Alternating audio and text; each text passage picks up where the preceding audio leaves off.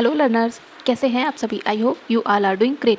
आज हम लोग BPSC TRE third and fourth दोनों के लिए क्लास 9-10 मतलब कि टीजीटी एसएसटी के पीवाईक्यू को सॉल्व करेंगे। और अब तक टीजीटी एसएसटी के 2 पेपर कराए गए हैं और ये पेपर हुआ था 26 अगस्त 2023 को, जिसमें पहला क्वेश्चन है कि सिंधु घाटी सभ्यता के प्रमुख नगर का नाम क्या है जिसका पश्चिमी एशिया से व्यापारिक संबंध था। तो इसमें हो जाएगा कालीबंगा। कालीबंगा है कहाँ पे? तो ये है राजस्थान में। फारस की खाड़ी की शैली में बने एक मुहर कहाँ से प्राप्त होता है? लोथल से। मोहनजोदड़ो से प्राप्त हुई है कुछ लार्ज वर्द के मनके या फिर हड़प्पा के सीमेंट्री एच में पाए गए लार्ज वर्द के लॉकेट, ये सभी शायद ही पश्चिमी एशिया से मंगाए गए थे। और कालीबंगा में पाई गई कुछ बेलनाकार मोहरें अपने प्रतीकों के आधार पर पश्चिमी एशिया की कही जा सकती हैं। नेक्स्ट है मोहनजोदड़ो से प्राप्त नर्तकी की मूर्ति किस धातु से बनी थी? तो ये बनी थी कांस्य की। तो मोहनजोदड़ो ये सिंध के लरकाना जिले में सिंधु नदी के कौन से दाएं तट पर स्थित है। यहाँ पे फैक्ट बहुत महत्वपूर्ण है क्योंकि बीपीएससी के टीआरई एग्जाम में बहुत सारे फैक्ट पूछे गए हैं। तो यहाँ पे एक एक लाइन महत्वपूर्ण है। और इसकी खोज किसके द्वारा की गई थी? 1922 में राखाल दास बनर्जी के द्वारा की जाती है। और मोहनजोदड़ो से प्राप्त जो नर्तकी की मूर्ति है इसकी लंबाई क्या है? तो यह है 4:1/2 सेंटीमीटर की है। और जो मूर्ति का बायां हाथ है ये कलाई से लेकर कंधे तक चूड़ियों से भरा है। इसकी खोज कब की गई थी? तो ये की गई थी, बात कर रहा है मूर्ति की खोज की गई थी कब? तो ये 1926 में अर्नेस्ट मैके ने की थी। और यह मूर्ति कहाँ पे है? नेशनल म्यूजियम दिल्ली में रखी है। और यह मूर्ति डांसिंग गर्ल के नाम से विख्यात है, तो ये भी याद रखेंगे। नेक्स्ट है सिंधु घाटी सभ्यता में किस जानवर की पूजा के प्रमाण मिलते हैं? तो इसमें हो जाएगा कुबड़धार बैल के। तो सिंधु घाटी सभ्यता के लोग मातृ देवी शिव की पूजा के अतिरिक्त विविध प्रकार के पशुओं जिनमें पक्षियों और वृक्षों की उपासना भी करते थे। जिनमें पशुओं में बात करें तो गैंडा था, बैल, चीता, हाथी, भैंसा, कुबड़धार बैल, ये सभी प्रमुख थे। और कुछ पशुओं को शक्ति संपन्न होने के कारण पूजा होता था। इनमें से अधिकांश पशुओं का संबंध विभिन्न देवी देवताओं से आजकल हम लोग मानते भी हैं। जैसे कि भैंसे का संबंध यम से है, बैल शिव का वाहन माना गया है। और इसी प्रकार की कोई कल्पना शैंदव धर्म में भी विद्यमान रही हो, में भी। नेक्स्ट है ऋग्वेद में कितने सूत्रों का संकलन किया गया है? तो इसमें हो जाएंगे 1028, नन ऑफ द अबव। याद रखेंगे बीपीएससी टीआरई में 5 ऑप्शन होते हैं और इसमें से ये जो डी एंड ई ऑप्शन होते हैं ये भी महत्वपूर्ण होते हैं, तो इन्हें जरा सा भी इग्नोर नहीं करेंगे। तो संपूर्ण ऋग्वेद ये 10 खंडों में विभक्त है जिसे क्या मंडल कहा जाता है। और ऋग्वेद का एक अन्य विभाजन क्रमशः अष्टक मतलब 8 अध्याय कितने हैं? 64 तथा वर्ग कितने हैं? 21, 12। और ऋचा यानी कि मंत्रों के रूप में किया गया है। ऋचा या फिर मंत्रों के समूह को ही क्या कहा गया है? सूक्त कहा गया है। और ऋग्वेद में सूक्तों की संख्या कितनी है? 1017। इसी के अतिरिक्त 8वें मंडल में स्थित है 11 बाल्यखिल सूक्त या फिर परिशिष्ट। और ऋग्वेद में सूक्तों की संख्या कितनी हो गई है? तो ये हो गई है 1028। नेक्स्ट है किरातार्जुनीयम की रचना किसके द्वारा की गई है? तो ये की गई है भारवी के द्वारा, जो कि ऑप्शन में नहीं है, तो इसलिए इसमें हो जाएगा ऑप्शन ई, उपर्युक्त में से कोई नहीं। और भारवी द्वारा लिखी गई है किरातार्जुनीयम। यह एक वीर रस प्रधान 18 सर्गों का क्या है? महाकाव्य है। इसकी कथा वस्तु महाभारत से ली गई है। इस महाकाव्य में अर्जुन तथा किरात वेशधारी शिव के बीच युद्ध का वर्णन है। यदि हम बात करें कालिदास की, तो कालिदास ये संस्कृत भाषा के सर्वश्रेष्ठ कवि एवं नाटककार हैं। इनकी रचना में कौन है प्रमुख? तो इनमें प्रमुख है कुमार संभवम, मेघदूतम, रघुवंशम, महाकाव्यम, मालविकाग्निमित्रम, अभिज्ञान शाकुंतलम। और यदि भट्टी वल्लभी शासक श्रीधर सेन के समकालीन थे। इनकी रचनाओं में भट्टी काव्य मतलब कि रावण वध ये महत्वपूर्ण है, जबकि शूद्रक के द्वारा लिखी गई है मृक्षकटिकम। नेक्स्ट है वैदिक काल में प्रयुक्त पुर का क्या अर्थ था? तो इसमें हो जाएगा पुर दुर्ग के रूप में जाना जाता था, फोर्ट। तो ऋग्वैदिक काल में प्रयुक्त शब्द पुर का अर्थ होता था दुर्ग। ऋग्वैदिक काल में सामान्यतः राजतंत्र का प्रचलन था, ये भी याद रखेंगे। राजन शब्द का उल्लेख अनेक स्थलों पर भी हुआ है। और राजा को जन का रक्षक यानी कि गोप्ता जनस्य तथा दुर्गों को भेदन करने वाला पूरा भेदता कहा गया है। और ऋग्वेद में पुर शब्द का जो अर्थ था ये प्राचीन किला यानी कि दुर्ग या फिर इसे गढ़ भी कह सकते हैं। और आर्यों के युद्ध के देवता कौन है? इंद्र। इनको पुरंदर कहा गया है। पुरंदर मतलब गढ़ विध्वंस करने वाला। नेक्स्ट है ऋग्वेद में तक्षण किसे कहते हैं? तो ये हो जाएगा बढ़ई। बढ़ई को तक्षण कहते हैं। नेक्स्ट है मौर्यकालीन काकड़ी किस धातु के बने सिक्के थे? तो ये तांबे के बने सिक्के थे। किससे संबंधित थे? मौर्यकालीन से। तो जब मौर्य काल आया तब व्यापार वाणिज्य में नियमित सिक्कों का प्रचलन हो गया। सोने के सिक्के, चांदी, तांबे आदि के बने होते थे। स्वर्ण सिक्कों को क्या कहा जाता था? निष्क या सुवर्ण कहा जाता था। चांदी के सिक्कों को कासारपड़ या धारण कहा जाता था। बहुत इंपॉर्टेंट फैक्ट है, ये याद रखिएगा। तांबे के सिक्कों को मासक कहा जाता था और जो छोटे छोटे तांबे के सिक्के थे इन्हें काकड़ी कहा जाता था। ये जो सिक्के थे शासकों, सौदागरों और निगमों के द्वारा प्रचलित किए जाते थे। और ये जो सिक्के थे ये शासकों, सौदागरों और निगमों के द्वारा प्रचलित किए जाते थे। साथ ही इन पर स्वामित्व सूचक चिन्ह लगाए जाते थे। और जो मौर्य काल था इसका प्रधान सिक्का क्या था? पड़ था। बहुत महत्वपूर्ण है ये। इसे रूप्य रूप भी कहा जाता था। और राजकीय टकसाल के अध्यक्ष को लक्षणाध्यक्ष कहा जाता था। टकसाल के अध्यक्ष को। तो यदि क्वेश्चन में आए टकसाल के अध्यक्ष को या फिर लक्षणाध्यक्ष किससे संबंधित है? ये टकसाल का अध्यक्ष होता था। नेक्स्ट है विश्व का पहला गणतंत्र वैशाली में किसके द्वारा स्थापित किया गया था? तो ये किया गया था लिच्छवी वंश के द्वारा, जो कि ऑप्शन में नहीं है, तो इसलिए इसमें हो जाएगा ऑप्शन ई। तो यहाँ पे ऑप्शन डी और ई बहुत ही ज़्यादा महत्वपूर्ण है, तो इनको इग्नोर बिल्कुल मत करिएगा। तो विश्व का पहला गणतंत्र कौन था? वैशाली। वैशाली में लिच्छवी वंश के द्वारा स्थापित किया गया था। महावग्र जातक में वैशाली को एक धनी, समृद्धशाली तथा घन आबादी वाला नगर कहा गया है। जो वैशाली है यह लिच्छवियों के द्वारा स्थापित बुद्ध काल का सबसे बड़ा तथा शक्तिशाली गणराज्य था। जो लिच्छवी है ये वज्र संघ में सर्वप्रमुख थे और इनकी राजधानी क्या थी? वैशाली थी। मुजफ्फरपुर, जो कि मुजफ्फरपुर जिले के बसाड़ नामक स्थान पर स्थित थी। नेक्स्ट है कौटिल्य का अर्थशास्त्र कितने अधिकरणों में विभाजित है? तो ये है 15 में, तो इसमें ऑप्शन में नहीं है, तो इसलिए इसमें हो जाएगा ऑप्शन ए। कौटिल्य को इतिहास में विष्णुगुप्त या चाणक्य के नाम से भी जानते हैं। ये राजनीति शास्त्र का प्रकांड पंडित थे। इन्होंने राजशासन के ऊपर अर्थशास्त्र नामक प्रसिद्ध ग्रंथ की रचना की है और यह हिंदू राजशासन के ऊपर उपलब्ध प्राचीनतम रचना है। इसमें 15 अधिकरण तथा 180 प्रकरण हैं। इस ग्रंथ में इसके श्लोकों की संख्या 4000 है तथा प्रथम अधिकरण यह राजस्व संबंधित है, द्वितीय अधिकरण नागरिक प्रशासन से संबंधित है, तृतीय और चतुर्थ में दीवानी, फौजदारी तथा व्यक्तिगत कानूनों संबंधी मामले हैं तथा पांचवें में है सम्राट के सभासदों और अनुचरों के कर्तव्यों संबंधित। छठा अधिकरण ये राज्य के सप्तांगों का उल्लेख करता है। अंतिम 9 अधिकरण में राजा की विदेश नीति, सैनिक अभियान, युद्ध में विजय के उपाय आदि विषयों का विस्तार से वर्णन मिलता है। नेक्स्ट है इल्तुतमिश ने बिहार में अपना पहला सूबेदार किसे नियुक्त किया था? तो ये नियुक्त किया था मलिक जानी को। किसे? मलिक जानी को, जो कि ऑप्शन में नहीं है, तो इसलिए इसमें कौन हो जाएगा? Option E, none of the above. तो इल्तुतमिश ने बिहार में अपना पहला सूबेदार मलिक जानी को नियुक्त किया था। इल्तुतमिश की आरंभिक समस्याओं का लाभ उठाकर जो बंगाल में था एहसामुद्दीन इवाज, इसने स्वतंत्र सत्ता ग्रहण करी और बिहार, उड़ीसा तथा कामरूप, जो कि असम में है, यहाँ के क्षेत्रों में अपनी शक्ति का विस्तार किया था।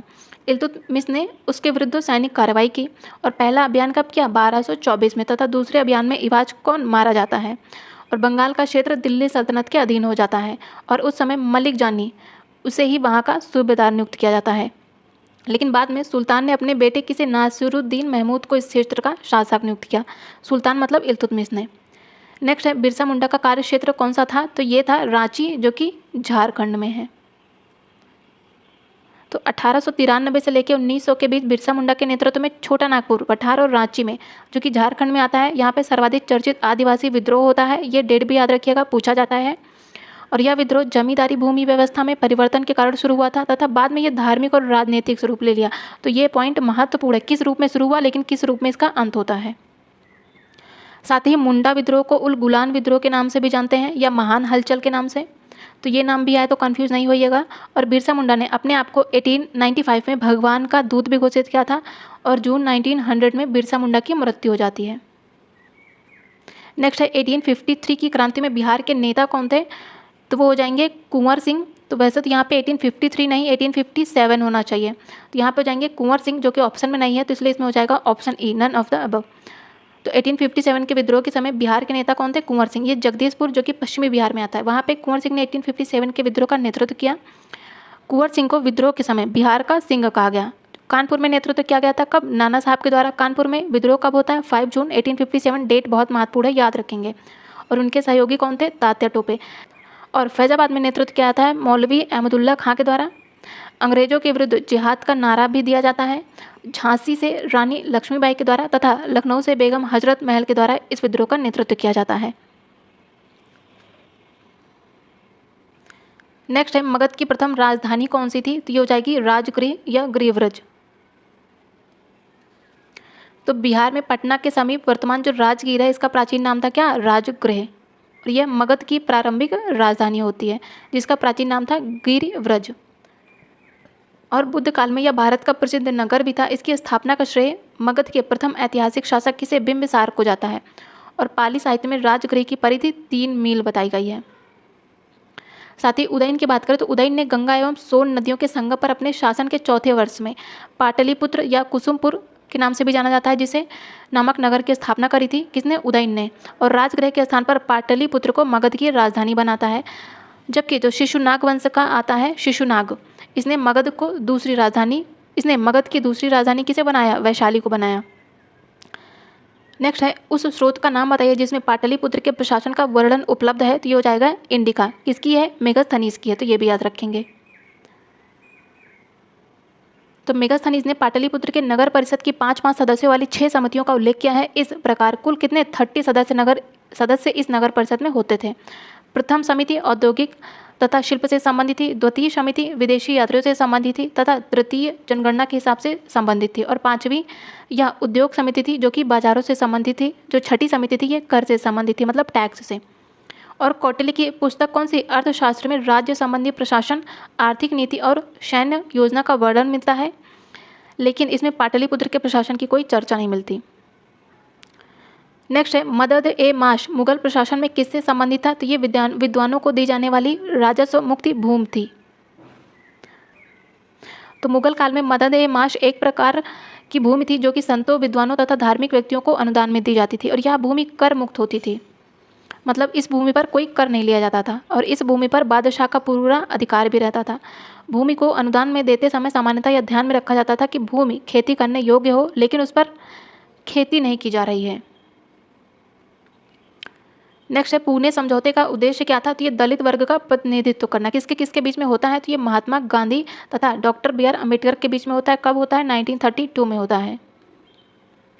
तो पूना समझौता 26 सितंबर 1932 को गांधी व दलित नेता डॉक्टर बी आर अम्बेडकर के बीच होता है, और इस पर दलित वर्ग की तरफ से doctor B are Ambedkar ji ने तथा गांधी जी की तरफ से मदन मोहन मालवीय जी ने हस्ताक्षर किए थे। पूना पैक्ट के अनुसार दलितों की पृथक निर्वाचन व्यवस्था समाप्त कर दी गई थी तथा विभिन्न प्रांतीय विधानमंडलों में दलित वर्ग के लिए कितनी 148 सीटें आरक्षित की गई थी। ये डेटा महत्वपूर्ण है। और केंद्रीय विधानमंडल में 18% सीटें दलित वर्ग के लिए आरक्षित भी की जाती हैं। नेक्स्ट है, जंतर मंतर का निर्माण किसके द्वारा किया जाता है? तो ये सवाई राजा जयसिंह के द्वारा किया जाता है, जो कि ऑप्शन में नहीं है, इसलिए इसमें हो जाएगा option E, none of the above. तो जयपुर के राजा सवाई जय सिंह ने अपने शासनकाल में मतलब कि 18वीं सदी की शुरुआत में ही 5 वेधशालाओं का निर्माण कराया, जिसे जंतर मंतर के नाम से जाना जाता था। सर्वप्रथम इसने जयपुर की वेधशाला का निर्माण करवाया। उसके बाद उज्जैन, मथुरा, दिल्ली तथा वाराणसी। तो ये शहर महत्वपूर्ण है। कहाँ कहाँ? जयपुर में, उज्जैन, मथुरा, दिल्ली तथा वाराणसी में। और जयपुर स्थित जंतर मंतर ये सबसे बड़ा था। ये जंतर मंतर महाराजा सवाई जय सिंह की खगोलीय वेधशालाएं थी। नेक्स्ट है, वंदे मातरम के रचनाकार कौन थे? तो ये बंकिम चंद्र चटर्जी, और यह संस्कृत भाषा में लिखी गई है। इस गीत को पहली बार 1896 के भारतीय राष्ट्रीय कांग्रेस के कलकत्ता अधिवेशन में गाया गया था। और बंकिम चंद्र चटर्जी के उपन्यास आनंद मठ में भी इस गीत का वर्णन मिलता है। इसे राष्ट्रीय गीत का दर्जा कब दिया गया था? 24 जनवरी 1950 को। नेक्स्ट है क्रिस्टोफर कोलंबस 1492 में अमेरिका का महान खोजकर्ता। ये किस देश द्वारा वित्त पोषित किया गया था? तो ये किया गया था स्पेन के द्वारा। और कोलंबस की बात करें तो ये जिनेवा का निवासी था। नेक्स्ट है, बोस्टन टी पार्टी इतिहास की एक महत्वपूर्ण घटना। ये किससे संबंधित है? तो ये संबंधित है अमेरिकन वॉर ऑफ इंडिपेंडेंस से। तो 16 दिसंबर 1773 को सैमुअल एडम्स के नेतृत्व में कुछ अमेरिकी कुलियों का बेस बनाकर बोस्टन बंदरगाह में खड़े ईस्ट इंडिया कंपनी के जहाज़ों पर चढ़ गए और उन्होंने चाय की 340 पेटियां समुद्र में फेंक दी। इसी घटना को बोस्टन टी पार्टी कहा जाता है, और जनता का एक बड़ा समूह इस कार्य का मूक समर्थन कर रहा था। अपराधियों को दंडित करने के लिए किसी ने उंगली तक नहीं उठाई थी। यानी कि बोस्टन टी पार्टी जो कि 16 दिसंबर 1773 को होती है, ये अमेरिका के स्वतंत्रता संग्राम की घटना से संबंधित है। नेक्स्ट है, अमेरिका के इतिहास में 4 जुलाई 1776 क्यों महत्वपूर्ण है? तो ये अमेरिकी स्वतंत्रता की घोषणा से महत्वपूर्ण है। तो अमेरिकी स्वतंत्रता की घोषणा 4 जुलाई 1776 को होती है, किंतु जैसे कि संयुक्त राज्य अमेरिका के द्वितीय राष्ट्रपति जॉन एडम्स थे, इनका कहना था कि क्रांति का आरंभ युद्ध के पूर्व ही हो चुका था और क्रांति तो लोगों के मस्तिष्क एवं हृदय में विद्यमान थी। नेक्स्ट है, फ्रांसीसी क्रांति के समय फ्रांस का शासक कौन था? तो ये हो जाएगा लुई 16वां। कब होती है फ्रांसीसी क्रांति? 1789 में। तो 1774 में बूर्बो राजवंश का लुई 16वां फ्रांस की राजगद्दी पर आसीन होता है और इस समय इसकी उम्र कितनी थी? केवल 20 साल थी। और यह इसका विवाह किससे होता है? ऑस्ट्रिया की राजकुमारी मैरी एंतोइनेट से। फ्रांसीसी क्रांति की शुरुआत 1789 में होती है और इसका एक प्रमुख कारण लुई 16वां तथा पूर्ववर्ती द्वारा किए गए असाधारण खर्च थे।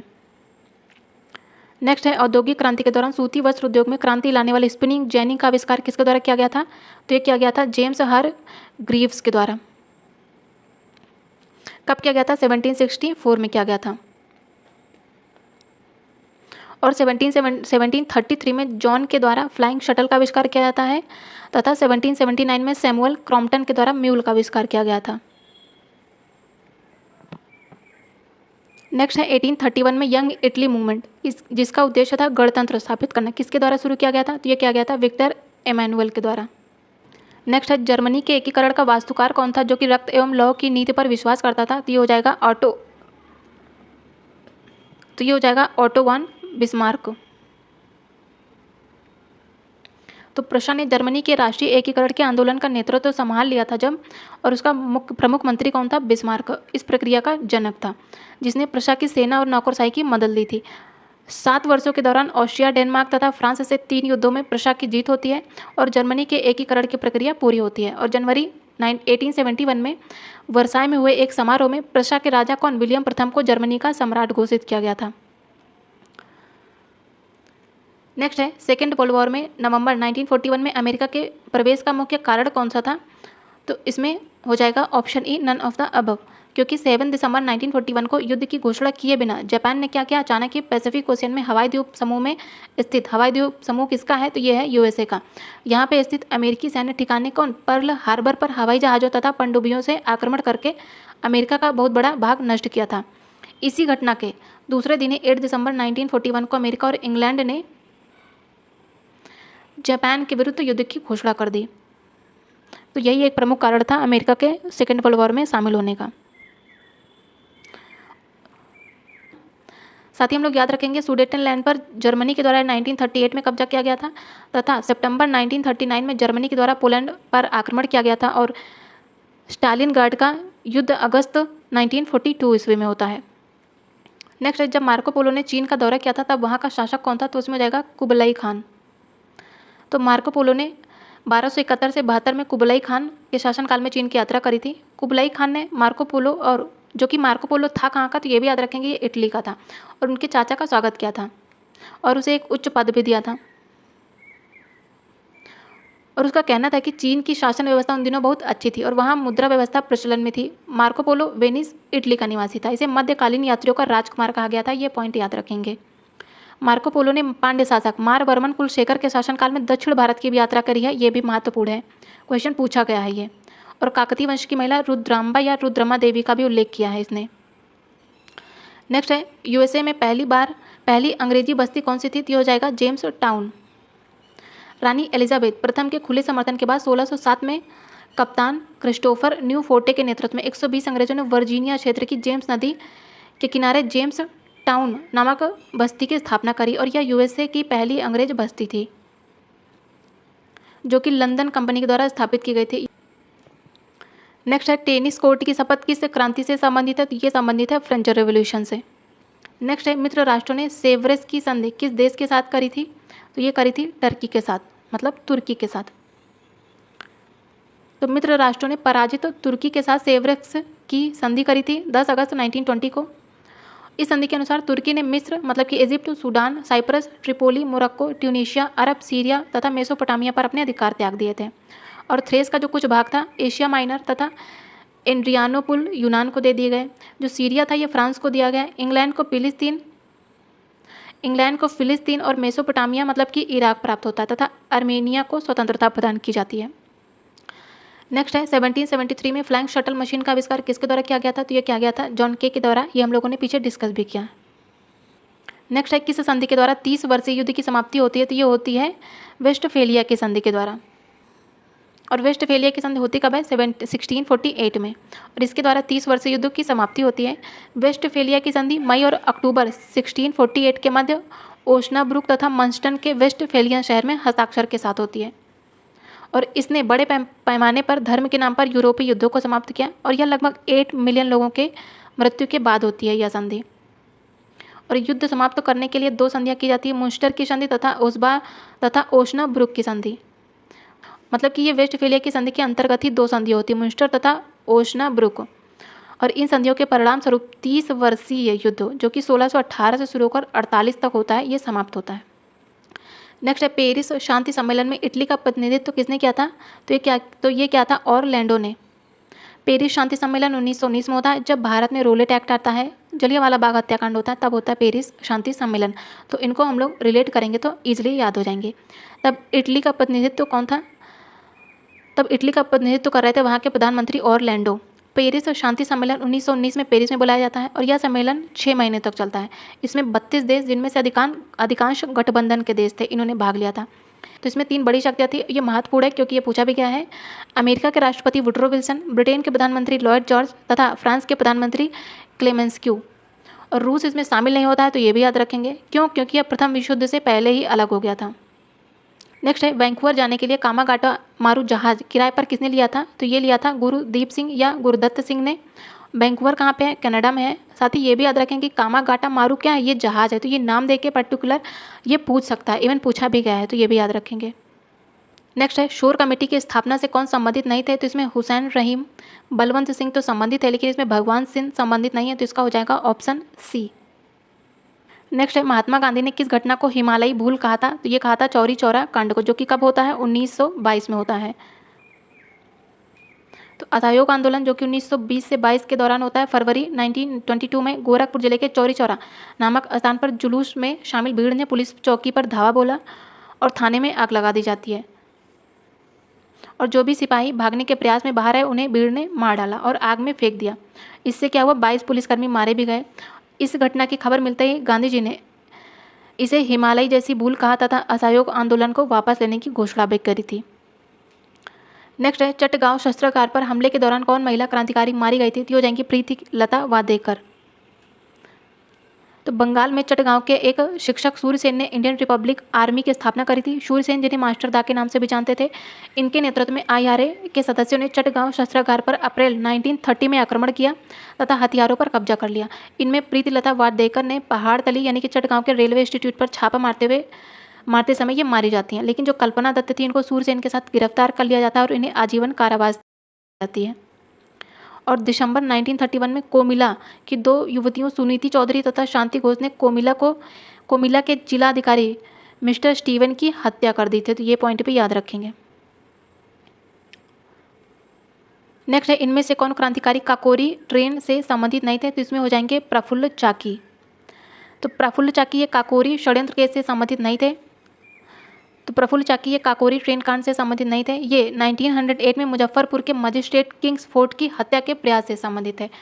9 अगस्त 1925 को होता है काकोरी ट्रेन कांड। इसमें अशफाकुल्ला खान, राम प्रसाद बिस्मिल, रोशन सिंह, राजेंद्र लहड़ी, ये सभी क्रांतिकारियों ने लखनऊ के पास एक गांव काकोरी में 8 डाउन ट्रेन को रोक लिया और रेल विभाग का खजाना लूट लिया। यही घटना थी काकोरी कांड। नेक्स्ट है 1 नवंबर 1913 को गदर का पहला अंक किस भाषा में प्रकाशित हुआ था? तो ये हुआ था उर्दू में। तो 1 नवंबर 1913 को सैन फ्रांसिस्को से प्रकाशित होता है साप्ताहिक समाचार पत्र गदर। इसका पहला अंक उर्दू में प्रकाशित होता है। 1913 में सोहनलाल भाकना ने हिंद एसोसिएशन ऑफ अमेरिका की स्थापना करी और इस संस्था ने गदर या हिंदुस्तान गदर नामक अखबार 1857 के विद्रोह की स्मृति में प्रकाशित किया।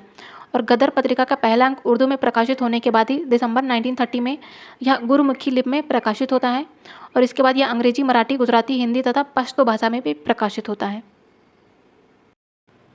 अब हम लोग नेक्स्ट पार्ट जियोग्राफी के क्वेश्चन को डिस्कस करेंगे, जिसमें पहला है कि भारत में असुरक्षित प्रजाति कौन सी है? तो इनमें से कोई भी असुरक्षित प्रजाति नहीं है, तो इसलिए इसमें हो जाएगा option E, none of the above. Next है सरदार सरोवर बांध निम्नलिखित में से किन राज्यों को कवर करता है? तो इसके अंतर्गत आता है गुजरात, राजस्थान, महाराष्ट्र तथा मध्य प्रदेश। यदि हम बात करें सरदार सरोवर बांध की, तो यह इन राज्यों मतलब कि गुजरात, राजस्थान, महाराष्ट्र, एमपी की संयुक्त परियोजना है। सरदार सरोवर बांध गुजरात के नवगांव के पास नर्मदा नदी पर बनाया गया है। ये नदी याद रखिएगा। यह एक गुरुत्वीय बांध है और इसकी कुल विद्युत उत्पादन क्षमता कितनी है? 1445 मेगावाट है। और इसके बांध की मुख्य लंबाई कितनी है? 1210 मीटर। ऊंचाई कितनी है आधार तल से? 163 मीटर। नेक्स्ट है अधिकांश नदी घाटी परियोजनाएं जो कि बाढ़ की रोकथाम के लिए भी निर्माणित हुई हैं, परंतु इनसे बाढ़ की स्थिति और भयावह हुई है। क्यों? क्योंकि इनके जलाशयों में अत्यधिक अवसाद जमा हो गए हैं और अत्यधिक वर्षा से बांध से पानी छोड़ना पड़ा है तथा बाढ़ से व्यापक मृदा अपरदन भी हुआ है। तो इसमें हो जाएगा ऑप्शन डी, एक से अधिक। और इसमें भी आयोग के द्वारा ऑप्शन माना गया है ई, जो कि गलत है। नेक्स्ट है उस प्रथम राज्य का नाम बताइए जिसने छत पर वर्षा जल संचयन को कानून के द्वारा अनिवार्य कर दिया है। तो ये हो जाएगा तमिलनाडु। नेक्स्ट है कृषि रिपोर्ट 2017 के मुताबिक भारत विश्व में उत्पादन का दूसरा सबसे बड़ा देश है। कौन से उत्पादन का? तो ये गन्ना तथा चावल, इन दोनों के उत्पादन का। तो इसलिए इसमें हो जाएगा ऑप्शन डी। यदि चावल की बात करें तो चावल में टॉप पर कौन है? चाइना, सेकंड पर भारत, थर्ड पर बांग्लादेश। गेहूं में भी टॉप पर चाइना है, सेकंड पर इंडिया है, थर्ड पर रसिया है। गन्ने की बात करें तो गन्ने में फर्स्ट पर है ब्राज़ील, सेकंड पर इंडिया तथा थर्ड पर चाइना है। कपास की बात करें तो इसमें फर्स्ट पर इंडिया, सेकंड पर चाइना एंड थर्ड पर है ब्राज़ील। लेकिन इसमें भी आयोग के द्वारा ऑप्शन इसका ही माना गया, जो कि गलत है। तो आयोग कितने सारे ऑप्शन गलत माना इसने। नेक्स्ट है किसानों के फायदे के लिए संस्थागत सुधार था। तो इसमें किसानों के फायदे के लिए भूमि सुधार किए गए, ग्रामीण बैंकों का भी निर्माण किया गया तथा किसान क्रेडिट कार्ड स्कीम भी लाई गई। तो इसमें भी हो जाएगा ऑप्शन डी। लेकिन इसमें भी आयोग के द्वारा इसका ऑप्शन ई माना गया है, जो कि पूरी तरह से गलत है। तो आयोग ने कई सारे क्वेश्चन के आंसर गलत मार्क किए हैं। नेक्स्ट है झारखंड का कोडरमा किस खनिज के लिए प्रमुख उत्पादक है? तो ये हो जाएगा अभ्रक का। तो झारखंड के कोडरमा, गया, हजारीबाग, पेटी ये अभ्रक के अग्रणी उत्पादक है। राजस्थान का अजमेर क्षेत्र तथा आंध्र प्रदेश का नेल्लोर क्षेत्र भी अभ्रक के महत्वपूर्ण उत्पादक क्षेत्र हैं। प्रेजेंट में अभ्रक के उत्पादन में प्रथम पर है आंध्र प्रदेश तथा सेकंड पर है राजस्थान। नेक्स्ट है भारत का एकमात्र उद्योग जो कि आत्मनिर्भर एवं मूल्य श्रृंखला में पूर्ण है। तो हो जाएगा कपड़ा उद्योग। प्राचीन भारत में सूती वस्त्र हाथ से कताई और हथकरघा बुनाई तकनीकों से बनाए जाते थे और 18वीं शताब्दी के बाद विद्युतीय करघों का उपयोग होने लगा। और भारत में पहला सफल सूती वस्त्र उद्योग 1854 में कहाँ? मुंबई में लगाया जाता है। और लौह इस्पात एक भारी उद्योग है। क्यों? क्योंकि इसमें प्रयुक्त जो कच्चा तथा तैयार माल दोनों ही भारी तथा स्थूल होता है। नेक्स्ट है खरीफ फसल का उदाहरण कौन है? तो इसमें हो जाएगा मक्का खरीफ फसल का उदाहरण है। नेक्स्ट है कौन सी फसल विकसित होने में लगभग 1 वर्ष का समय लेती है? तो इनमें से कोई भी फसल 1 वर्ष का समय नहीं लेती है। तो इसलिए इसमें हो जाएगा ऑप्शन ई। तो गन्ने की फसल को तैयार होने में लगभग 1 वर्ष का समय लगता है। गन्ना एक उष्ण और उपोष्ण कटिबंधीय फसल है। यह 21 डिग्री सेल्सियस से लेकर 27 डिग्री सेल्सियस टेम्परेचर तथा इसके लिए वर्षा चाहिए 75 सेंटीमीटर से लेकर 100 सेंटीमीटर वार्षिक वर्षा वाली है। उष्ण और आर्द्र जलवायु में बोई जाती है गन्ना और यह अनेक मिट्टियों में उगाया जाता है। साथ ही यह कम वर्षा वाले क्षेत्र में सिंचाई करके अच्छी तरह से भी उगाया जा सकता है। जौ की बात करें तो यह रबी की फसल है। इसके लिए 10 डिग्री सेल्सियस से लेकर 18 डिग्री सेल्सियस के टेम्परेचर तथा 70 से 90 सेंटीमीटर वार्षिक वर्षा उपयुक्त होती है। कपास की बात करें तो यह एक खरीफ की फसल है और यदि कपास की बात करें तो यह एक खरीफ की फसल है जिसकी बुआई ग्रीष्म मानसून के आगमन के पूर्व मतलब कि उत्तर भारत में अप्रैल जून तथा दक्षिण भारत में सितंबर अक्टूबर में होती है। नेक्स्ट है राष्ट्रीय राजमार्ग किसके द्वारा बिछाए गए व निर्मित व संचालित होते हैं? तो यह राष्ट्रीय राजमार्ग प्राधिकरण भारत के द्वारा मतलब कि national highway authority of India के द्वारा। नेक्स्ट है वार्षिक रिपोर्ट 2016-17 के अनुसार भारत विश्व पर्यटन में किस स्थान पर? तो ये है चौथे स्थान पर। नेक्स्ट है जलोढ़ मिट्टी को उसकी आयु के आधार पर वर्गीकृत किया जाता है। नई जलोढ़ मृदा को किस नाम से जाना जाता है? तो इसे खादर कहते हैं। पुरानी जलोढ़ मृदा को बांगर कहा जाता है। तो ये भी याद रखेंगे। नेक्स्ट है निम्नलिखित में से कौन सी मिट्टी कपास उगाने के लिए आदर्श है? तो इसमें हो जाएगी काली मिट्टी। काली मिट्टी में क्या उगाया जाता है? सबसे ज़्यादा कपास। काली मिट्टी ये दक्कन के प्लेटू के अधिकांश भागों पर पाई जाती है जिनमें महाराष्ट्र के कुछ भाग, गुजरात, आंध्र प्रदेश तथा तमिलनाडु के कुछ भाग शामिल हैं। गोदावरी और कृष्णा नदियों के ऊपरी भागों और दक्कन के प्लेटू के उत्तरी पश्चिमी भाग में गहरी काली मृदा पाई जाती है। इन मृदाओं को रेगुड़ तथा कपास वाली काली मिट्टी भी कहा जाता है। रासायनिक दृष्टि से काली मृदा में चूना, लौह, मैग्नीशिया तथा एल्यूमिना के तत्व भी काफ़ी मात्रा में पाए जाते हैं। इसमें नाइट्रोजन, फास्फोरस तथा जैव पदार्थों की कमी भी होती है। किसमें? काली मृदा में। नेक्स्ट है, भारत के किस स्थान पर सर्वाधिक वर्षा होती है? तो ये होती है मासिनराम, जो कि मेघालय में है। नेक्स्ट है, सूची 1 को सूची 2 से सम्मिलित करना है। विभिन्न देशों में स्लैश और बर्न कृषि के लिए प्रयुक्त नाम है, इनको सम्मिलित करना है। तो यहाँ पे बात करें स्लैश और बर्न कृषि की, तो मिल्पा कहाँ से संबंधित है? मैक्सिको से। रोका का संबंध कहाँ से है? ब्राज़ील से। रे का संबंध वियतनाम से, तथा लदांग का संबंध कहाँ से है? इंडोनेशिया से है। नेक्स्ट है, भूदान ग्रामदान आंदोलन, जिसे रक्तहीन क्रांति के नाम से भी जाना जाता है, किसके द्वारा शुरू किया गया था? तो ये किया गया था विनोबा भावे जी के द्वारा। नेक्स्ट है, कुछ टूथपेस्ट में चमक किस खनिज से आती है? तो ये आती है अभ्रक से, मतलब माइका से। नेक्स्ट है, बिहार में कौन सा थर्मल पावर प्लांट मौजूद है? तो ये है बरौनी बिहार में है।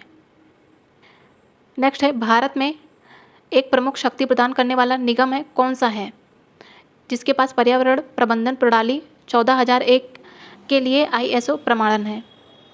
तो इसमें NTPC तथा NHPC ये दोनों हैं, तो इसलिए इसमें हो जाएगा ऑप्शन डी, उपर्युक्त में से एक से अधिक। लेकिन इसमें BPSC के द्वारा ऑप्शन ए माना गया है। ऑप्शन ए मतलब कि ओनली NTPC को। नेक्स्ट है, स्वर्णिम चतुर्भुज सुपर हाईवे समय और दूरी को कम करने के लिए भारत के 4 प्रमुख शहरों को जोड़ता है। निम्नलिखित में से किस विकल्प में वे शहर शामिल हैं? तो इसमें आएगा दिल्ली, कोलकाता, चेन्नई तथा मुंबई। ये है स्वर्णिम चतुर्भुज के 4 गलियारे। नेक्स्ट है, निम्नलिखित में से कौन सा बंदरगाह आज़ादी के बाद सबसे पहले बनाया गया था? तो ये बनाया गया था कांडला बंदरगाह। नेक्स्ट है, झारखंड, छत्तीसगढ़ और MP ये राज्य किस खनिज के निक्षेप के मामले में समृद्ध है? तो ये कोल से समृद्ध है। नेक्स्ट है, निम्नलिखित में से कौन सा देश विश्व में चावल का सबसे बड़ा उत्पादक है? ये अभी हम लोगों ने देखा, ये हो जाएगा चाइना। सेकेंड पर है इंडिया, ये भी याद रखेंगे। नेक्स्ट है, भारत में राष्ट्रीय वन नीति किस वर्ष लागू की गई थी? तो ये हुई थी 1952 में। नेक्स्ट है, एल्यूमिनियम किस कच्चे माल से निकाला जाता है? तो ये बॉक्साइट से निकाला जाता है। और उड़ीसा के कालाहांडी, संबलपुर, बेलांगीर, कोरापुट यहाँ पे बॉक्साइट का उत्पादन किया जाता है, तथा झारखंड में लोहारदगा जिले की पैंट लैंड्स इसके लिए समृद्ध निक्षेप है। नेक्स्ट है, गोबी मरुस्थल कहाँ स्थित है? तो यह है चाइना में। नेक्स्ट है, सियन नदी किस नगर से होकर बहती है? तो ये पेरिस से होकर बहती है। यदि हम बाकी शहर और उनसे जुड़ी नदियों के नाम बताएं तो बर्लिन किस नदी के तट पर स्थित है? स्प्री के, वियना डेन्यूब के, और लाहौर ये रावी नदी के तट पर है। बगदाद टिग्रिस के, तथा पर्थ यह है स्वान नदी के। यदि हम बात करें लंदन की, तो लंदन किस पर है? ये थेम्स नदी के तट पर स्थित है। तो ये सभी याद रखेंगे। नेक्स्ट है, विश्व में कच्चे पटसन का प्रमुख उत्पादक कौन सा है? तो ये है भारत। नेक्स्ट है, निम्नलिखित में से किस राज्य में लौह अयस्क उपलब्ध नहीं है? तो MP में भी है, उड़ीसा में भी है और बिहार में भी है, तो इसलिए इसमें हो जाएगा ऑप्शन E। नेक्स्ट है, दक्षिण गंगोत्री कहाँ स्थित है? तो ये है अंटार्कटिका में। और ये भारत का क्या है? आंतरिक स्टेशन है, तो ये भी याद रखेंगे। नेक्स्ट है, दक्षिण अमेरिका की सबसे लंबी नदी कौन सी है? तो ये है अमेजन नदी। अमेजन का उद्गम कहाँ से होता है? एंडीज पर्वत से होता है। यह नदी अटलांटिक ओशियन में अपना जल गिराती है। और अमेजन नदी बेसिन ये ब्राज़ील के भागों में, पेरू के कुछ भाग, बोलीविया, इक्वेडोर, कोलंबिया, वेनेजुएला के भाग से प्रवाहित होती है। मेडीरा की बात करें तो मेडीरा अमेजन की सबसे बड़ी ट्रिब्यूटरी है। निग्रो तथा अमेजन नदी इसके संगम पर स्थित है मनोल शहर। नेक्स्ट है, भारत का अधिकांश गेहूं उत्पादक राज्य कौन सा है? तो ये हो जाएगा उत्तर प्रदेश। तो भारत का अधिकतम गेहूं उत्पादक राज्य यूपी है। गेहूं रबी की फसल है और इसे उगाने के लिए शीत ऋतु और पकने के लिए खिली धूप की आवश्यकता होती है। और इसे उगाने के लिए समान रूप से वितरित कितनी 50 से 75 सेंटीमीटर की वार्षिक वर्षा की आवश्यकता होती है। और गेहूं के शीर्ष 3 प्रमुख उत्पादक राज्यों में बात करें तो फर्स्ट पर है यूपी, सेकंड पर MP एंड थर्ड पर है पंजाब। नेक्स्ट है, रियो डी जेनेरियो पृथ्वी शिखर सम्मेलन 1992 के एजेंडा 21 में निहित है। तो क्या है? तो इसमें वैश्विक सतत विकास है, मतलब कि सस्टेनेबल ग्लोबल डेवलपमेंट, तो एजेंडा 21 एक घोषणा है जिसमें 1992 में ये ब्राज़ील के शहर रियो डी जेनेरियो में संयुक्त राष्ट्र के द्वारा पर्यावरण और विकास सम्मेलन के तत्वाधान में राष्ट्राध्यक्षों के द्वारा स्वीकृत किया गया था। इसका उद्देश्य क्या है? भूमंडलीय सतत पोषणीय विकास हासिल करना। और यह एक कार्यसूची है जिसका उद्देश्य सामान्य हितों, पारस्परिक आवश्यकताओं और सम्मिलित जिम्मेदारियों के अनुसार विश्व सहयोग के द्वारा पर्यावरणीय क्षति, गरीबी और रोगों से निपटाना है। लेकिन इसमें भी आयोग के द्वारा ऑप्शन ए माना गया है, जो कि गलत है। तो जियोग्राफी में आयोग के द्वारा 5 से 7 क्वेश्चन गलत माने गए हैं। नेक्स्ट है, विश्व का सबसे अधिकतम कोयला उत्पादन देश कौन सा है? तो हो जाएगा चाइना। तो चाइना विश्व का सबसे अधिकतम कोल उत्पादक देश है। भारत सेकंड पर आता है। चाइना का शांसी, मंचूरिया, शांटुंग ये चीन के प्रमुख कोल उत्पादक क्षेत्र हैं तथा अपलेशियन क्षेत्र तथा मिसौरी, ओक्लाहोमा, कंसास ये सभी नॉर्थ अमेरिका के प्रमुख कोल उत्पादक क्षेत्र हैं। नेक्स्ट है, भारत में सबसे पुराना तेल भंडार कौन सा है? तो उसमें हो जाएगा डिगबोई, असम, जो कि ऑप्शन में नहीं है, इसलिए इसमें हो जाएगा option E, none of the above. Next है, विश्व में एल्यूमिनियम का सबसे बड़ा उत्पादक कौन सा है? तो हो जाएगा चाइना, जो कि ऑप्शन में ही नहीं है, तो इसलिए इसमें हो जाएगा नन ऑफ द अबव। तो विश्व में एल्यूमिनियम का सबसे बड़ा उत्पादक देश है चाइना। अन्य देशों की बात करें तो सेकंड पर रसिया, थर्ड पर इंडिया, फोर्थ पर कनाडा एंड फिफ्थ पर है यूएई। और एल्यूमिनियम का प्रमुख अयस्क कौन सा है? बॉक्साइट। नेक्स्ट है, ग्रेट विक्टोरिया डेजर्ट कहाँ स्थित है? तो यह है ऑस्ट्रेलिया में। अब हम लोग इकोनॉमी के 40 क्वेश्चन को डिस्कस करेंगे, जिसमें पहला है कि देशों के मध्य विकास की तुलना का मुख्य गुणांक क्या है? तो ये हो जाएगा उनकी आय। नेक्स्ट है, औसत आय और भी किस नाम से जानी जाती है? तो इसे ही हम पर कैपिटा इनकम भी कहते हैं। नेक्स्ट है, मानव विकास रिपोर्ट किस संगठन के द्वारा प्रकाशित की जाती है? तो ये की जाती है यूनाइटेड नेशन डेवलपमेंट प्रोग्राम के द्वारा। नेक्स्ट है, अर्थव्यवस्था में तृतीय श्रेणी मतलब कि टर्सरी सेक्टर का उद्योग क्या कहलाता है? तो ये सेवा क्षेत्र कहलाता है। कृषि उद्योग जो है ये प्राइमरी सेक्टर से संबंधित है, उत्पादन ये सेकेंडरी सेक्टर से संबंधित है। नेक्स्ट है, मनरेगा 2005 के अंतर्गत सरकार के द्वारा ग्रामीण बेरोजगारों को एक वर्ष में कितने कार्य दिवस के रोजगार की गारंटी दी जाती है? तो ये हो जाएगा 100 डेज के रोजगार की। नेक्स्ट है, भारत में बैंक अपनी जमा का कितना % धन नकदी के रूप में रखते हैं? तो ये हो जाएगा 15%।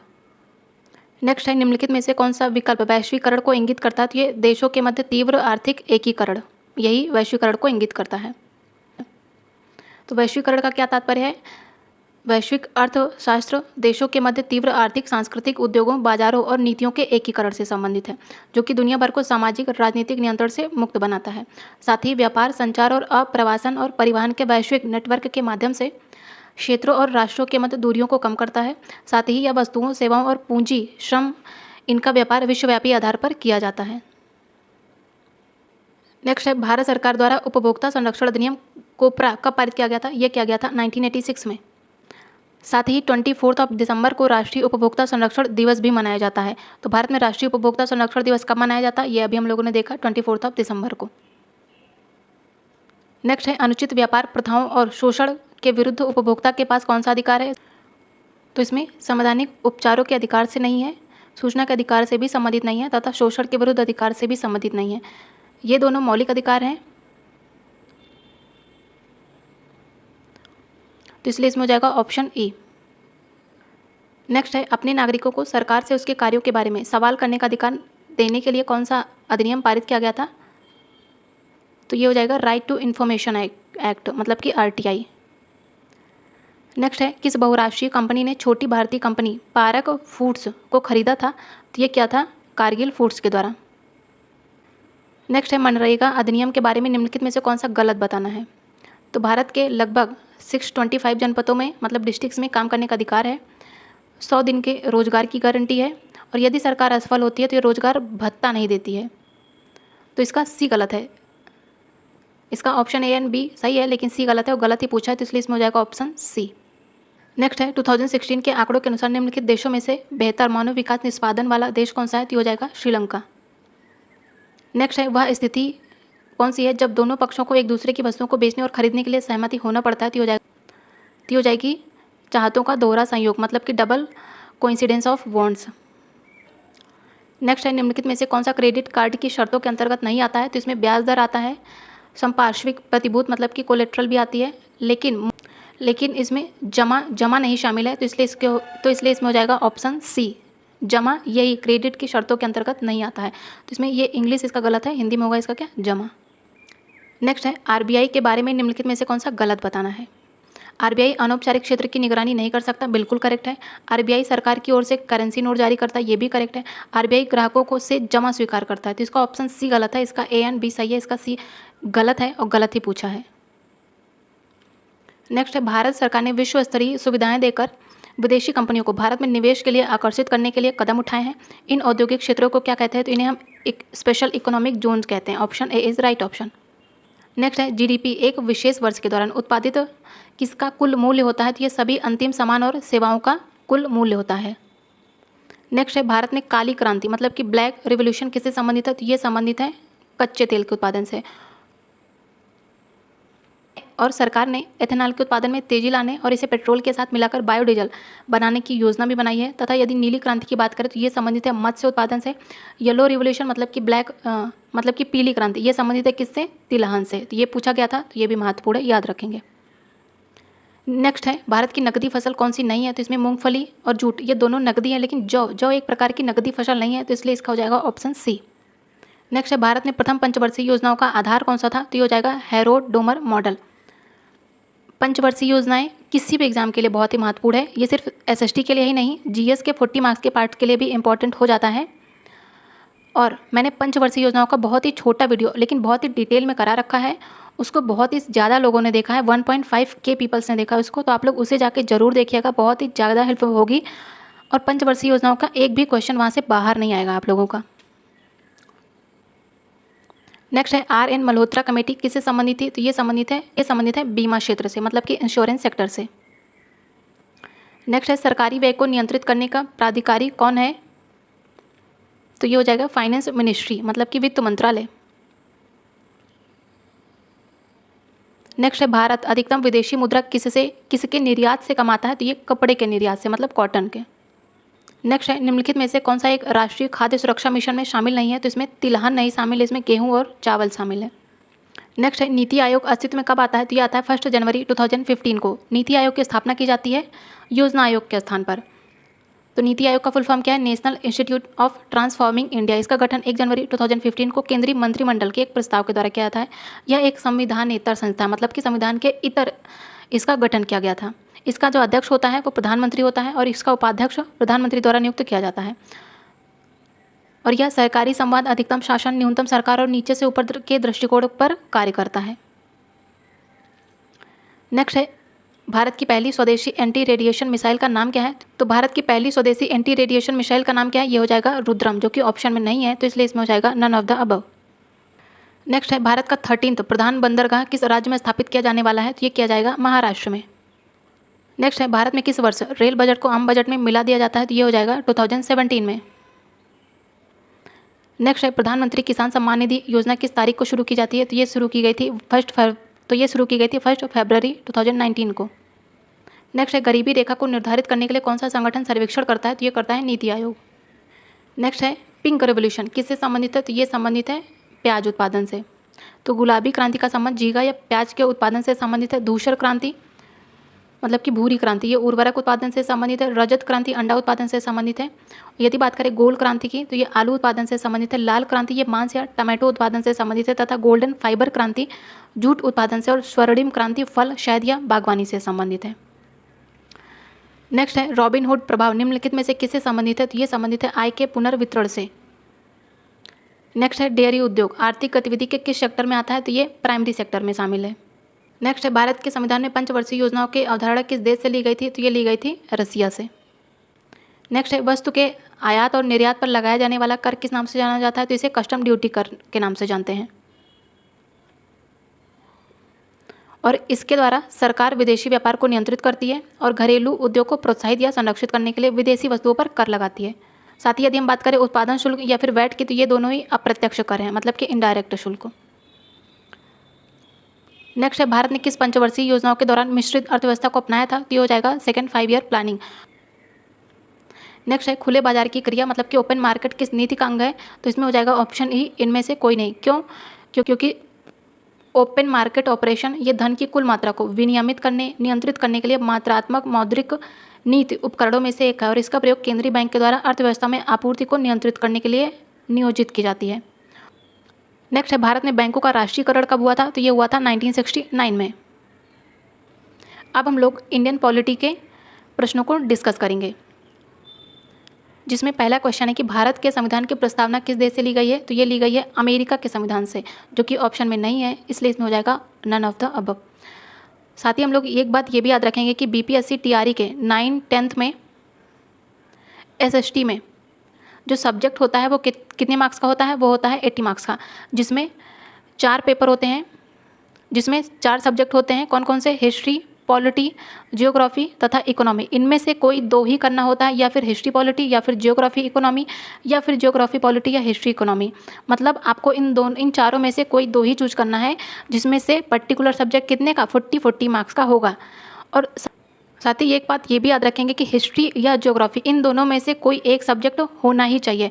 मतलब कि पहला सब्जेक्ट या तो हिस्ट्री होना चाहिए या ज्योग्राफी होना चाहिए। हिस्ट्री ज्योग्राफी आप साथ में नहीं ले सकते हैं, तो ये बात याद रखना बहुत ज़्यादा ज़रूरी है।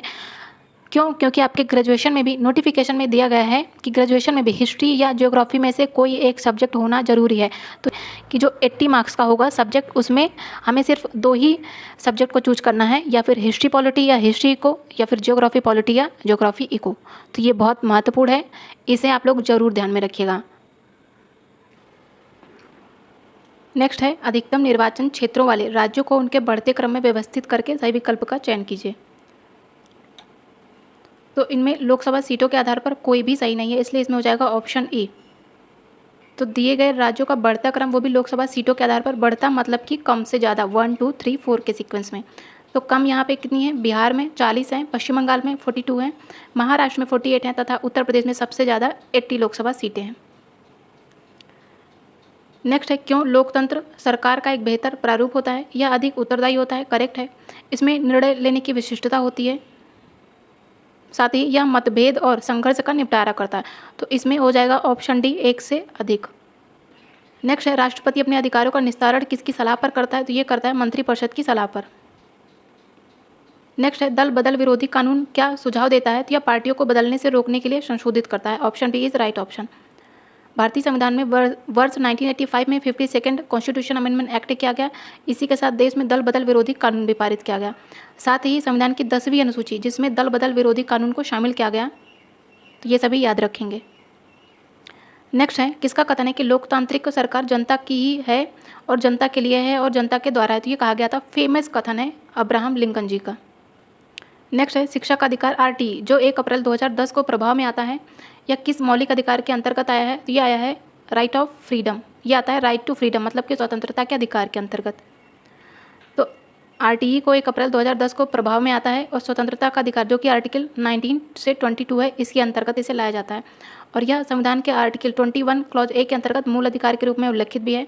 2 दिसंबर 2002 को संविधान में 86 कॉन्स्टिट्यूशन अमेंडमेंट एक्ट किया जाता है और इसके तहत आर्टिकल 21 जोड़ा जाता है। इसके तहत शिक्षा को मौलिक अधिकार बनाया जाता है। बहुत महत्वपूर्ण है ये। और इसी के तहत 6 से 14 वर्ष की आयु के प्रत्येक बच्चे के लिए शिक्षा को मौलिक अधिकार के रूप में अंगीकृत किया जाता है।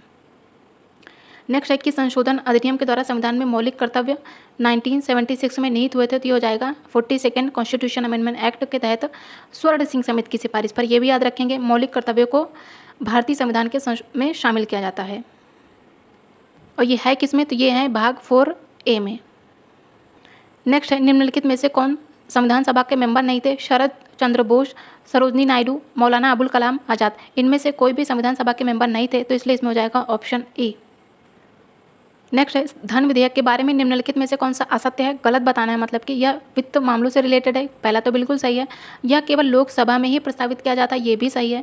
यह केवल राज्यसभा में प्रस्तावित होता है, तो यह गलत है। इसका तीसरा गलत है। और इसकी प्रकृति पर सभापति द्वारा प्रमाण की आवश्यकता होती है। तो इसका चौथा भी सही है। इसका पहला, दूसरा और चौथा सही है। इसका गलत केवल है ओनली 2। तो इसका गलत कौन सा है? ओनली 3। ओनली 3 किसी भी ऑप्शन में नहीं है, तो इसलिए इसमें हो जाएगा option A, none of the above. तो याद रखेंगे राज्यसभा केवल सिफारिश कर सकती है और जो धन विधेयक है इसको अस्वीकार या संशोधित नहीं कर सकती है राज्यसभा। नेक्स्ट है भारत उच्चतम न्यायालय मतलब कि सुप्रीम कोर्ट कब अस्तित्व में आता है। तो ये आता है 26 जनवरी कब? 1950 को, जो कि ऑप्शन में नहीं है, तो इसलिए इसमें हो जाएगा option E, none of the above. Next है लोक अदालत के बारे में निम्नलिखित कथनों पर विचार कीजिए। पहला कहता है कि यह एक सस्ती न्यायिक सेवा है, मतलब कि बेसिकली इन एक्सपेंसिव जुडिशियल सर्विस है, बिल्कुल करेक्ट है ये। दूसरा कहता है कि एक एकल पेशी पर विवाद निवारण करता है, इसका दूसरा भी सही है। तीसरा कहता है कि त्वरित न्याय देता है, मतलब कि ये प्रोवाइड करता है स्पीडली जस्टिस। चौथा कहता है कि सेवानिवृत्त जज लोक अदालत चलाते हैं, इसका चौथा भी सही है। चौथा कहता है, पांचवा कहता है कि सुप्रीम कोर्ट है, इसका पांचवा गलत है, इसका सही है 1, 2, 3 एंड 4, मतलब option C is the right option. Next है कि विश्व के किस देश के द्वारा 1948-89 के मध्य रंग भेद का एक आधिकारिक नीति की तरह पालन किया गया था? तो ये किया गया था साउथ अफ्रीका में। तो 28 वर्षों तक जेल में कैद रहने के बाद रंग विरोधी नेता को नेल्सन मंडेला को आज़ाद कर दिया जाता है और 26 अप्रैल 1994 को दक्षिण अफ्रीका गणराज्य का नया झंडा लहराया जाता है और दुनिया का एक नया लोकतांत्रिक देश बनाया जाता है। रंग भेद वाली शासन व्यवस्था समाप्त होती है तथा सभी नस्ल के लोगों की मिलीजुली सरकार के गठन का रास्ता खुलता है। नेक्स्ट है, राष्ट्रीय वोटर दिवस कब मनाया जाता है? तो ये मनाया जाता है 25 जनवरी को। नेक्स्ट है, संयुक्त राष्ट्र सुरक्षा परिषद के बारे में कौन सा कथन असत्य है? असत्य बताना है। पहला कहता है कि इस परिषद में 15 सदस्य देश हैं, जिनमें से 5 अस्थायी हैं तथा 10 चुनाव सामान्य सभा द्वारा 2 वर्ष की अवधि के लिए होता है। तो इसका पहला तो सही है। दूसरा कहता है कि प्रत्येक स्थायी सदस्य के पास वीटो शक्ति है, इसका दूसरा भी सही है। तीसरा कहता है कि IMF और विश्व बैंक इसकी निधिकरण एजेंसियां हैं, तो इसका तीसरा गलत है, इसमें गलत ही पूछा है, तो इसलिए इसमें हो जाएगा ऑप्शन सी। नेक्स्ट है, चुनावी कदाचारों पर निम्नलिखित में से कौन सा कथन प्रतिभारित है? सत्तारूढ़ दल द्वारा सरकारी मशीनरी का दुरुपयोग करना, इसमें ये भी नहीं शामिल। वोटरों को धमकाने में अत्यधिक धन का प्रयोग करना, ये भी नहीं है। दल या गठबंधन के द्वारा लोक समर्थन का विश्वास, तो इसमें कोई भी नहीं है, इसलिए इसमें हो जाएगा option E, none of the above. Next है, मंडल आयोग ने 1980 की अपनी रिपोर्ट में सरकारी नौकरियों में सामाजिक और शैक्षणिक तौर पर पिछड़े वर्गों को कितने % आरक्षण की संस्तुति की थी? तो हो जाएगा 27% की। मंडल आयुक्त की नियुक्ति कब होती है? ये होती है 1980 में, बहुत महत्वपूर्ण है ये। नेक्स्ट है, कौन सा मौलिक अधिकार संविधान के हृदय एवं आत्मा कहलाता है?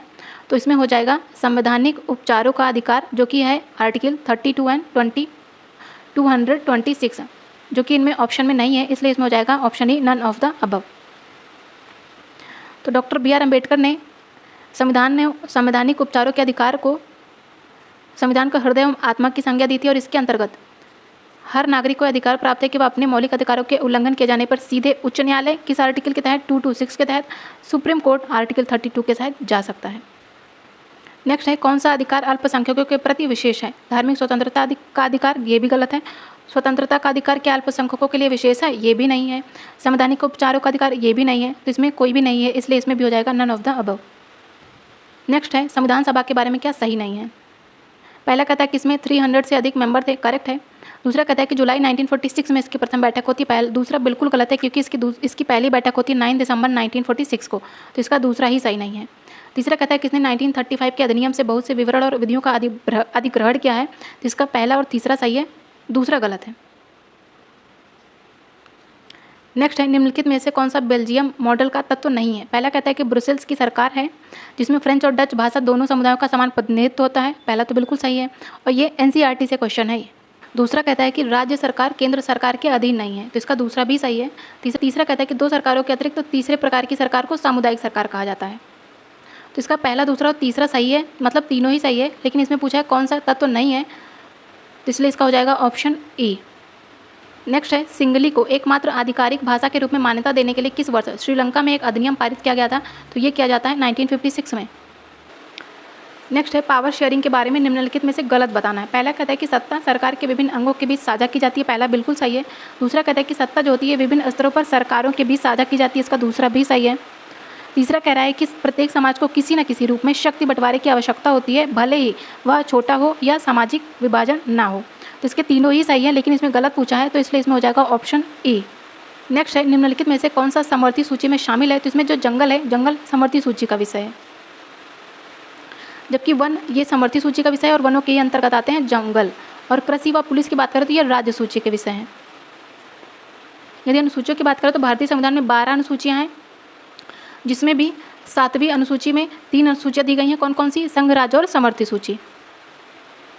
नेक्स्ट है, निम्नलिखित में से किस देश में सार्वजनिक जीवन में महिलाओं की भागीदारी सबसे कम है? तो ये हो जाएगी चाइना।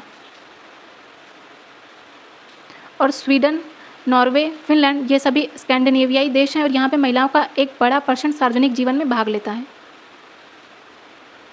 नेक्स्ट है समान पारिश्रमिक अधिनियम 1976 क्या प्रदान करता है? तो ये सभी लिंगों के लिए समान वेतन प्रदान करता है। नेक्स्ट है महात्मा गांधी जी कहा करते थे कि किसको राजनीति से कभी अलग नहीं किया जा सकता, तो हो जाएगी रिलीजन मतलब कि धार्मिक। नेक्स्ट है लोकतंत्र के बारे में क्या सही है? पहला कहता है कि लोकतंत्र अक्सर जरूरतों को विफल करता है और लोगों की मांग को अनदेखा करता है, इसका पहला ही सही है। नेक्स्ट है निम्नलिखित में से कौन भूमिका राजनीतिक दलों द्वारा नहीं निभाई जाती है? तो ये देश के कानून बनाते हैं, बिल्कुल करेक्ट है। एक पार्टी दूसरे को सरकार बनाने में सहयोग करती है, दूसरा भी सही है। लेकिन तीसरा कहता है कि राजनीतिक दलों के विचार व मत सभी मुद्दों पर समान नहीं हो सकते, ये राजनीतिक दलों के द्वारा भूमिका नहीं निभाई जाती है, तो इसका ऑप्शन सी ही सही नहीं है। नेक्स्ट है एक राज्य पार्टी बनाने के लिए एक पार्टी को राज्य की विधानसभा के चुनाव में कुल वोटों का कम से कम कितना % सुनिश्चित करना होगा? तो ये होगा 6%। नेक्स्ट है निम्नलिखित में से कौन सा देश एक साथ आने वाले संघ के अंतर्गत आता है? तो ये हो जाएगा स्विट्जरलैंड। तो एक साथ आने वाले राष्ट्रों में आते हैं स्विट्जरलैंड, USA तथा ऑस्ट्रेलिया। नेक्स्ट है जब केंद्र और राज्य सरकारों से शक्ति लेकर स्थानीय सरकार को दे दी जाती है तो इसे क्या कहते हैं? तो इसे विकेंद्रीकरण कहा जाता है। और भारत के संविधान में 73rd and 74th constitution amendment के द्वारा स्थानीय स्वशासन की व्यवस्था की जाती है। 73rd के तहत पंचायतों की स्थापना तथा 74th के तहत नगर पालिका की। नेक्स्ट है काली शक्ति मतलब कि ब्लैक पावर आंदोलन कब उभरा था? तो ये होता है 1966 में। तो अश्वेत शक्ति आंदोलन यह 1966 में उभरता और 1975 तक चलता है। नस्लवाद को लेकर इस आंदोलन का रवैया बहुत उग्र था और इनका मानना था कि अमेरिका से नस्लवाद मिटाने के लिए हिंसा का सहारा लेने में भी कोई हर्ज नहीं है। नेक्स्ट है भारत के संविधान का कौन सा आर्टिकल भारतीय निर्वाचन आयोग से संबंधित है? तो ये हो जाएगा आर्टिकल 324। नेक्स्ट है भारतीय संविधान का आर्टिकल 300 किससे संबंधित है? तो ये संबंधित है मुकदमे और कार्यवाहियों से। नेक्स्ट है भारत का राष्ट्रपति कितनी बार पुनः चुनाव के लिए पात्र हो सकता है? तो आर्टिकल 57 बात करता है राष्ट्रपति के पुनर्निर्वाचन की, लेकिन इसमें कितनी बार यह पुनर्निर्वाचन के पात्र होगा इसका उल्लेख नहीं किया गया है, तो इसलिए इसमें हो जाएगा ऑप्शन ई। नेक्स्ट है भारतीय संविधान को बनाने में कितना समय लगा था? तो ये हो जाएगा 2 वर्ष 11 मंथ एंड 18 डेज। और भारतीय संविधान सभा की पहली बैठक होती है 9 दिसंबर 1946 को और संविधान सभा के द्वारा 26 नवंबर 1949 को पूरा किया जाता है इसे। लोकसभा में पहली महिला सभापति कौन थी? तो हो जाएंगी मीरा कुमार। नेक्स्ट है किस वर्ष राष्ट्रीय मानवाधिकार आयोग की स्थापना की गई थी? तो ये किया गया था 1998 में, तो इसमें कोई भी ऑप्शन नहीं है, इसलिए इसमें हो जाएगा ऑप्शन ए। और यह एक प्रकार का वैधानिक सार्वजनिक निकाय है। नेक्स्ट है भारतीय संविधान के आर्टिकल 360 में राष्ट्रपति को किसकी घोषणा करने का अधिकार है? तो हो जाएगा वित्तीय आपातकाल, तो इसलिए इसमें हो जाएगा ऑप्शन ए। तो हम लोगों ने सितंबर में TRE 1 में TGT SST के जितने भी PYQ हैं उन सभी को डिस्कस किया है। इसी के साथ हम लोग BPSC TRE क्लास 9-10 मतलब कि TGT SST के TRE 2 के पेपर को भी डिस्कस करेंगे। और साथ ही यदि आप लोगों को सेशन हेल्पफुल लगा हो तो प्लीज़ वीडियो को लाइक करिएगा, चैनल को सब्सक्राइब और अपने फ्रेंड्स के साथ शेयर जरूर करिएगा। Thank you so much.